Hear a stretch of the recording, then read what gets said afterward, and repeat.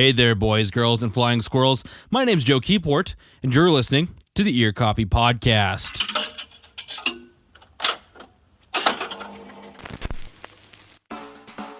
For this week's episode, I did a phone interview with folk singer-songwriter David Huss of David Huss and the Headwaters to discuss his full-length debut album, Intuition, which was released on Friday the 13th. Now, the album itself isn't as spooky or as dubious as the release date. However, we did discuss the album's themes of love and relying on your gut to make those tough early 20s life decisions. Plus, I learned that David is kind of the ideal folk troubadour. We also talked about his album release show, which happened on the 14th, which was a really cool backyard concert next to the railroad tracks in northeast Minneapolis. And to quote Drake Lawrence, the events manager, it is probably one of the most Minneapolis things ever, which I couldn't agree more. You can find the album on Spotify, Bandcamp, and iTunes. But this is David Huss on the Ear Coffee Podcast. Usually I'm used to introducing like six people under like some band name, so it's kind of... It's been a while since I've talked to a solo musician. So yeah, well, technically, it is like it's just my name, but then I do have a full band, and we're kind of in the middle of figuring out, do we call it David Huss and the Headwaters? Because right now I still have just my name on all the streaming stuff. Okay, so are you working on expanding the band from because you typically play with two other people, correct? It started out with two other people, so we formed as a trio. But when we started recording the album, I introduced several other artists because we needed keys and we needed bass and full drum kit, and so the band kind of grew with that. So right now we're looking at like a six-piece band, and that's how we've been performing lately. Oh, wow. Because, I was listening through the album a couple of times today, and I listened to it a little bit last night, and it's quite the lush, full sound that you get when you listen to Intuition. Oh, yeah. Nice. And it's funny. I was driving into work today. So I work at a radio station in the northern part of the state, and I was listening to Quebec, and I heard your song actually on the radio this morning while I was driving into work. What? Really? Yeah, I was like, wow, this voice is so familiar. How do I know this voice? And then I was like, oh, David Huss, and I believe it was Horizon. And I was like, no way. That's awesome. Wow, very cool. Yeah. I don't have any real like airplay other than KBK, so this is like the first time I've heard of someone listening to it, like because they just happened to hear it on the radio. Mm-hmm. Very cool. Let's talk about you and kind of your history. So tell me a little bit about your musical history coming up to about now. Yeah, this is a good question. I'm trying to condense it when I think about short answers. So I've been playing guitar and writing songs for years now, probably like 8 years. And it started out as just a hobby, but quickly became something that I knew I wanted to do for the rest of my life, either as like a side job or as a primary source of income if I could.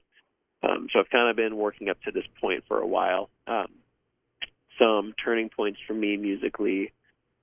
First time performing for an audience was in high school at like a open mic, and that kind of planted the bug for performing. And then in college, go ahead. Oh no, I was gonna be like, tell me about that moment, because like I grew up playing in bands in high school, and there's something about that moment when you step in front of a group of people, even though you're probably a little terrified. What was that? What was that kind of like? Oh, exactly that. It was terrifying, and it was my own song. I wanted to share something that I had written. And I'd never shown anyone before, so got up there, and I don't really remember it. I feel like I kind of blacked out. I was so scared, but I remember like both legs were shaking really bad, and like I didn't really know how to sing at that point either. Mm-hmm. It was more like just playing guitar and like trying to get out these words I'd made up, and felt so good finishing and walking off the stage. It was just the biggest rush ever, and of course it's a bunch of supportive friends and people there, so they make you feel great about it. But that really solidified that I wanted to do this for a long time. Okay, and then so you continued playing into college then? Yep, and I kind of the same deal. Like I took little opportunities where I could. There were open mics. The local Blend is a small coffee shop. I went to St. John's in Collegeville, Minnesota, and they have an open mic every week. And that's where I kind of honed my songwriting and performing and got out the jitters. Because, I mean, I'm sure you know, but that first, I don't know, not the first couple times, probably the first, 50 50 times you do something in front of an audience, I feel like you're always scared or apprehensive, and so it really kind of worked out how to be on stage in front of people and feel comfortable, and how to talk and banter and share my story instead of just fumbling through a song. The next turning point, I studied abroad in Australia my junior year of college, and we were like lived above a bar, so every night, every week, there would be performers, to people on rotation there. And one of the guys was super cool, Darren, and he let me, during his breaks, he'd play like 3-hour sets, and during his break, he'd let me get up there and play for like 15 minutes. And so that was kind of the first time I got to do a consistent thing where I was playing in front of new faces every time, got to try out new songs, and it was kind of more pressure to be good, and I felt like terrified the first couple times doing it, but by the end of my term there, I feel like I learned that it was okay to be bad, and I stopped being so afraid of it. And like, it's like, this is what it's about. It's about being in front of people, and if you make a mistake, it's no big deal. So that was a big turning point, and just like improving as a singer too, because I took a long time. That was probably my biggest crutch, was like learning to sing. Yeah. Comparing like audiences, obviously like testing material, I've never played anything I had ever written in front of people, because I am unfortunately a little too scared. But between like American audiences and your time abroad, how did you feel like they would react to that moment, when whether it was super good or like, again, you were testing something out and it was obvious it wasn't working? Did you find the reactions are a little different, or what's that like? Yeah, good question. I think it was different. I don't know. I feel like they were more kind. It's like very lighthearted. Not to say that folks in Minnesota aren't. We're very nice and very supportive of live music, but I feel like it was easier to laugh it off. And maybe that's because like I didn't know anyone there, but I felt like a lot of the time it was a bunch of drunk adults just having a good time, and they didn't care. They would just kind of laugh with me, or like just applaud and be like, "Keep going, you're doing great." And that happens here too. So maybe not too many big differences. I feel like it just depends on the venue more than the people. Oh, absolutely.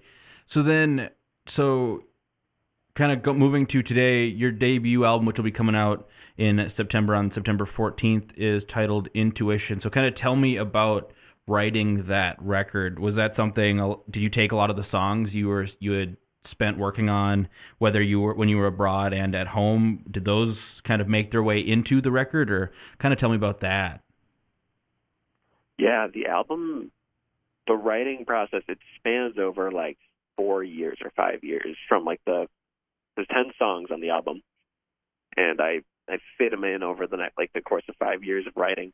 And some of them it happened right away. Some of them it took a really long time, and like I finished like just in time to put on the record. So a few like life experiences that played into the album was, one of them was Australia, spending time abroad, and actually falling in love over there. And with my partner I'm with right now, a lot of the songs are about her and about our relationship. And a lot of it's about the transitions as being a 20-something-year-old individual, trying to find out what you want to do with your life, and moving out and finding a job that makes you happy, but also makes you money. Kind of the conflicts there. I also spent time fishing in Alaska as a commercial salmon fisherman in high school and in college. And it was a really neat experience where I got to live on an island in Alaska, totally isolated, no internet or phone service. So it was a lot of like time just in your own thoughts. So I had a lot of songs come from that, a lot of song ideas. That would explain some of the connections to the sea you kind of hear. Like, I mean, the last song on the album, Nautical Girl, and it just kind of has that, that definitely that, not sea shanty, but like that, like ship music that totally. you're getting. That's cool. Awesome. I'm glad that came across in the album. Yeah, that was kind of my mindset. I do think it, like, sea is kind of like one of the words that flows throughout the album. Mm-hmm. Yeah, kind of a recurring theme. And titling it Intuition too, like one of the biggest roadblocks I hit early on was what I want to call it. Like, what song kind of embodies the album the most? And I wouldn't even say Intuition is the song that really captures it the most. It's more so the idea of intuition, just like going with your gut, believing in something without really having any reason to. Because a lot of the album is based on, like I said, the transitions in life that we go through at any time, but mostly when you're in your 20s. I feel like that's when things are changing. You know, you're finishing school maybe, or you're moving on. You're kind of taking care of yourself, and you're trying to find out what the next step is for you. And a lot of that, I think, is based on intuition. Like, you don't really have a reason to believe that this career would be the right choice or this relationship is the right one for you, but you just kind of, it feels good, it feels right, so you go with it. And that's kind of a theme that runs throughout the album. Yeah, and so since you say the song itself, Intuition, doesn't encapsulate, do you have a song on the album that you feel maybe encapsulates the album more? Such a good question. It's hard. I would say, I guess, well, I'll contradict myself. Intuition probably is the best one because there's no better option. But the album just like kind of tells a story. So each song is its own part and its own piece too, like maybe what I was feeling in that moment or what was happening to me at that moment in life. So Intuition is like, that one in particular is probably like one of the more like not specific songs about a moment that I don't even remember too particularly well, but just like a feeling that I had of being in love, right? And like wondering, like, what does that mean? Where is this going to go? And it's kind of like trying to take that to the next step, but just going off the feeling. Like, I've never felt this way before. Yeah. And it was just so, I was kind of rambling, but it was just like such a basic idea that at the same time felt so right. And I think that's kind of why the album went with the name Intuition, because as much as there isn't like a very clear theme, like it's not like a real story behind the album other than just making decisions based on what feels right. I like when you mentioned kind of that intuition and that the moment you were feeling when thinking about love. Personally, I've always found that feeling just kind of sneaks up and just appears. It's not something that you see coming. Like you're standing there and suddenly you're like, oh, this is something I now have to think about. And it, again, like you mentioned, it feels right and it feels natural, but it's new and it's, I wouldn't say scary, but it's uneasy almost. Right, exactly. And you're kind of leaning into something new that makes you uncomfortable. Mm-hmm. So you recorded one of the first singles you put out, titled "Matter of Time." It's not the first single of the record, I believe, but that was recorded and mixed by Nathan Gillen, who plays electric guitar in your live band. Is that right? Yeah, Nathaniel Gillen was the producer for the whole album. Oh, okay. And he's actually been playing the live band, but he played on the recordings. And if he ever wanted to, he sure could. But we don't usually use electric guitar for our live performances. But that song, I finished that a long time ago and did my own like home recording of it. And actually, the guitar from that track is the same guitar that I recorded a couple of years ago. Okay. At home. But in the middle of recording this album, we kind of had a few points where it was kind of like slow going, like it was more mixing and recording individual parts. And in the middle of that, we decided to finish this one song as kind of like a one-off. Like it wouldn't be on the album. It would just be a first completed track, maybe to put it out there to some friends and fans and let people hear something that we've been working on. And what was it? So did you? I read somewhere that he runs like an in-home kind of studio thing. Did you work on Intuition in that space? Mm-hmm. Yeah, we pretty much finished the entire album in his little bedroom in Uptown, Minneapolis. What was that recording process like? It was good. Reflecting on it now that it's done, I'm just so happy with how it all went. It was not super structured. I feel like there's a lot of ways to go about recording an album. And I think some folks will get it done in a few months. Like they have a very clear idea of what needs to happen and how, and then they just do it. I did not have that. I knew pretty much all the songs that I wanted to be on the album. Like I said earlier, I didn't even quite finish them all until the album was being recorded. I was still making changes as we were trying to record them. Mm-hmm. So over the course of a year, we did a lot of like pre-production stuff. So met with the band, taught them the songs. We had a few recording sessions in the Petting Zoo recording studio in Northeast Minneapolis, just to track drums. Okay. So that took a few days. And then for recording bass, vocals, violin, guitar, aux percussion, like everything in between, we just, on odd evenings, whenever everyone was free, would get together at Nathaniel's house and record them in his bedroom. Gotcha. And so one of the things that kind of struck me was the brass on this record. Did you record all of that in Nathaniel's like little home studio, or kind of how did you get connected with those guys? Yeah, Nathaniel, he went to Augsburg, and he was in the music business program there, but there's a lot of great musicians who went to Augsburg. I've never been, I don't have any experience there, but it must have a nice program because most of the band is from Augsburg, and they're all super talented, great people. So Nathaniel, once we started recording the album, we kind of mapped out who we were going to need or what we were going to need, and he just threw out a few recommendations for people, and it fit right away. Like, we met with the bass player and drummer, and they were awesome. And then Nathaniel figured out the horns as well. And so we did do it at his house, and they came in one at a time and did some layering with the tracks. And sounds awesome. I mean, you wouldn't have guessed it was in a home studio, or I wouldn't have, listening to it. It's impressive what you can do nowadays with just like limited amounts of gear and just like a nice-ish space. Yeah, absolutely. And Nathaniel knew what he was doing and knows what he's doing, so give him so much credit. It was very cool to watch him put this thing together. What do you have like a favorite moment from working, like from recording and working? Because were you there for almost every session you could, whether you were playing guitar or singing? Mm-hmm. So, yep, I was there for all of them. I missed a few, I think like bass sessions and a few violin sessions, but pretty much all of them, yeah. Yeah, so do you have like a favorite memory or moment from working on this album? Yeah, I feel like it was full of them. Like everything was so new and exciting. I've been wanting to do this for so long that I felt like every day I was like, oh my God, I can't believe we're doing it. And I was just like smiling and excited. Mm-hmm. But the most recent one was actually working on the horns.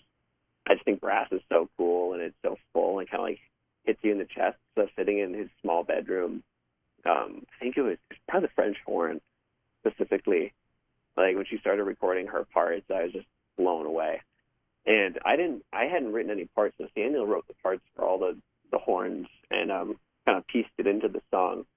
And I didn't know how they were going to turn out. So in that moment, hearing them all fit together was super cool. Kind of going back a little bit, you're talking about intuition and kind of coming up as a songwriter and kind of realizing you have to rely on your own merit isn't quite the words you used earlier, but kind of that idea. You crowdfunded this album, so how? Kind of tell me the feelings and kind of the emotions going into pulling the trigger to deciding to put up a project on the internet and being like, hey, could you, my friends and family, could you guys help me make this reality? What was that like? It was something I hadn't thought about doing. I did it like post creating the album, which was kind of weird. I feel like people would do that before they made an album. Yeah. My idea at the beginning had been to do it all myself, to make it low cost, and like had budgeted for it and feeling really good about that. And it wasn't until finishing the album I started looking at release shows that the idea came to make it a fundraiser. And that was with the event manager, Drake Lawrence. He's the one who's helping put on the September 14th show, the release show. And it was his idea to do a fundraiser, and it hadn't occurred to me until then, but it's a great idea. So it kind of served as people's ticket to get into the show, and at the same time, we made the tickets kind of expensive to cover costs of hosting this event, and then covering costs of production, so I could pay the band, I can pay the producer, and I can actually make some quality CDs to give to people. And I don't know how, I never really thought about it much beforehand. I think I was kind of leaning away from it because I liked the idea of doing it all myself. Mm-hmm. But as the album got further along, and so many people are really invested, like so many family and friends have been super supportive, and they've been hearing me like babble about this thing for so many years. And for them, I mean, I don't know what that's like, but I can tell that they're excited too. And it was a cool opportunity for them to be a part of the album, to give back to it. And I was a little nervous to do that just because I don't feel like asking for stuff from people, but I'm glad I did because it gave folks an opportunity to tell me how excited they are and to show their support. And kind of, so who all is playing on your release show in September? Yeah, so it's going to be me and the band, David Huss and the Headwaters. Mm-hmm. Opening for us is the Beast Fills, an awesome local band. I don't know if you've heard of them or met them before, but they're super talented, awesome, like indie rock. And then opening for them is going to be, he's actually their drummer as well, but his name is Kyle Bobby Law, and he plays banjo and a lot of really fun original songs. So we've got 3 acts for the night. Playing with our crew is going to be kind of the basic Headwaters band. So it's me, Laura Solvay on violin, Danny Gillis on keys, Wes Miller on the drum kit, Noah Cameron on bass, Brian Cook on auxiliary percussion, and then we're probably going to have at least 1 or 2 horn players come in. And unfortunately, the ones to record on the album won't be free for the show, Mm-hmm. but I'm working with someone now teaching the parts, and I'm going to have him there as well. Gotcha. So what does, after the release show and everything's like officially out in September, what does kind of like the future look like for David Huss and the Headwaters? Do you guys have like tours planned, or what's going on with that? Yeah, in the middle of planning that. Gotcha. Definitely want to take it on the road for tours if I can with the full band. I think logistically it'll make more sense to play either solo or as like a trio, Mm-hmm. especially when it comes to traveling long distances or maybe doing like a week-long tour. But that's the hope, take it on the road and share it with as many people as possible. Awesome. And then one question that I kind of skipped over when I was asking about the album, I was wondering, do you have a favorite song kind of you had written for the album, whether thematically or like one you'd written, you just felt really great about this one? Tell me about one of those. Well, that's a great question, because some of them, like I said, took a long time, and they changed tons over the years. But then a few of them happened just like within an afternoon. Mm-hmm. And one of those songs is Wings. And it's kind of this like the outlier in the album. It's definitely a more like slow indie song. It's got some like ambient feel, whereas the other songs are a little more upbeat, kind of like more acoustic rock. But that Wings song came together really fast. It felt really genuine, like talking about the transitions in life, like literally talking about being 25, like mid-20s, like what am I doing? Am I making a mistake by putting all this time and effort into music? Should I be chasing a more like lucrative career for myself? And that song stood out to me a lot, and the recording process was fun too. And I'm just really pleased with how that one turned out.